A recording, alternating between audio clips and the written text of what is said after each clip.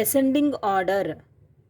Ascending order అంటే ఏంటంటే small number to big number.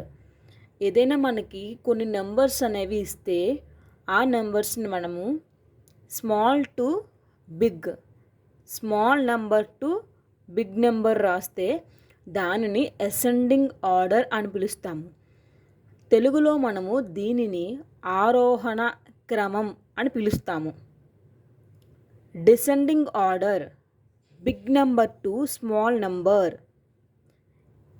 కొన్ని ఎగ్జాంపుల్స్ ఇక్కడ ఇచ్చాను, మీరు గమనించగలరు.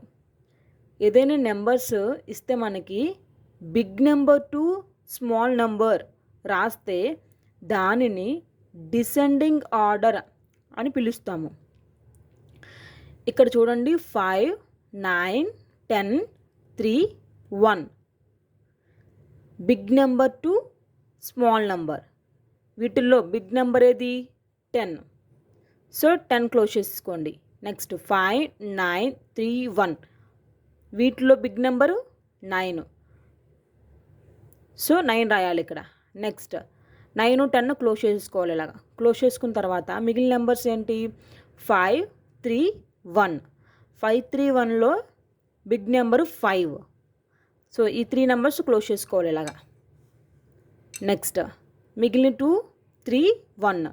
3, 1లో బిగ్ నెంబరు 3. సో 3 క్లోజ్ చేసుకోవాలి. మిగిలింది 1. So big number to small number. దీనిని డిసెండింగ్ ఆర్డర్ అని పిలుస్తాము.